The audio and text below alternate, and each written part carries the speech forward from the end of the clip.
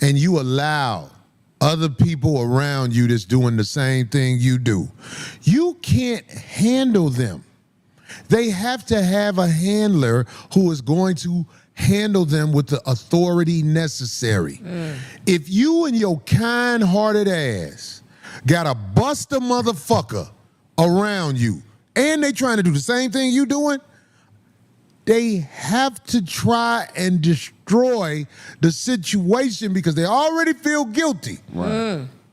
Damn, I'm over here. I know I ain't shit. I ain't gonna never be shit. Right. I gotta try to make it seem like he ain't shit. Man. That's how the average motherfucker do. And you find out through trial and error, unfortunately. But if you ever believe something I say, please believe it. When you got a buster motherfucker around you, man, that motherfucker is gonna come get you later on. Because he know he ain't had no motherfucking business around you in the first motherfucking place. Like you test you. Man. They test you in a way where they can act like, what?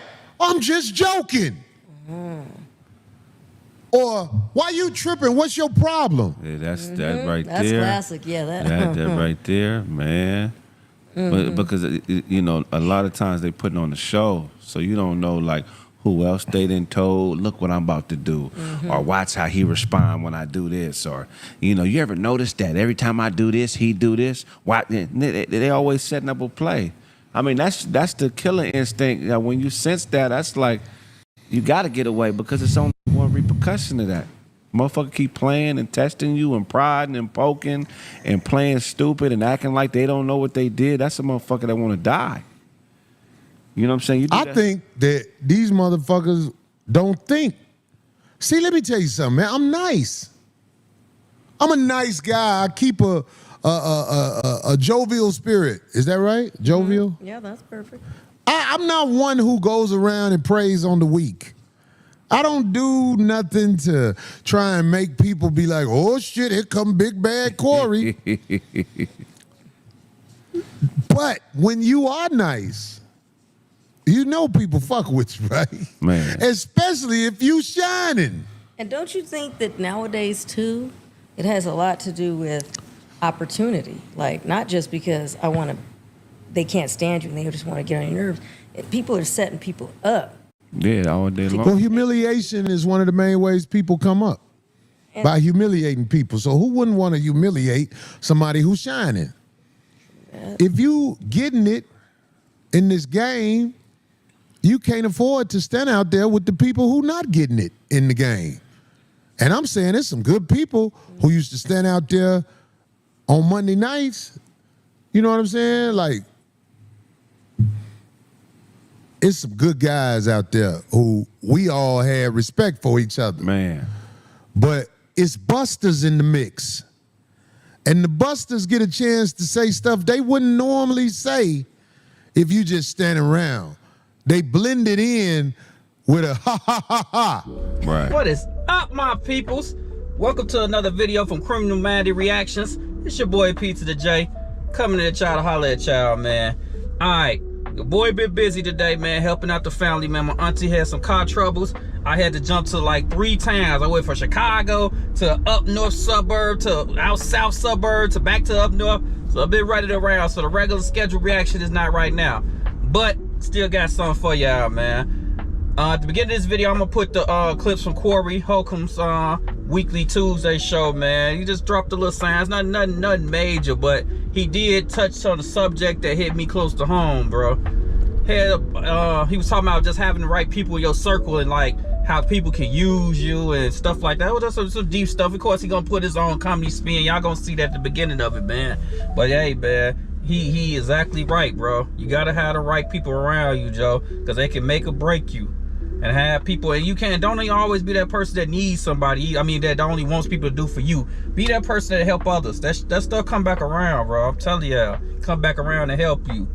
One of my little partners, he was an older cat that I got cool with when I was gone, man. We was cool, and I got out way before him. I got out 6 years ago. He had like 7, 8 years to do it, or something like that, man. And you know, I tried to help bro out. Bro, his whole family was dead, man.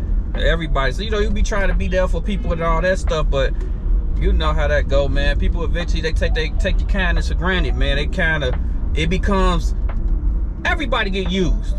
There's no ifs, ands, but somebody's going to use you for something. That's like you're going to use somebody for something. That's like use your kids. Go in there and give me a bottle of water. That's used to somebody. It's the fact of being misused in any form of anybody you dealing with, man. When you feel like you being misused and your only purpose is to serve them, then it gets, you know, like, y'all ain't been gone. Hope y'all never will be gone. Well, you gone, man. It'd be hard to make calls and get in touch with people. So I try to be that medium. I try to be that person to pay stuff forward, man, and, you know, help people out, because I would hate to be in that predicament and nobody will help me.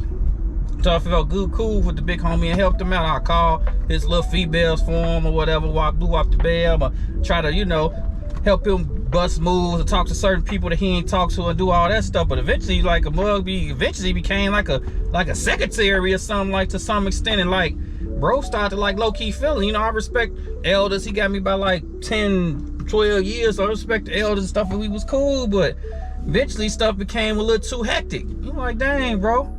So I eventually like put it to him like, bro, I got a lot of stuff on my plate.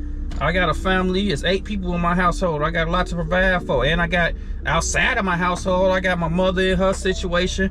You know, I got my grandma. Well, she was a widower. You know, I ain't gonna put her business out there, but she's moving on. Let's just say that.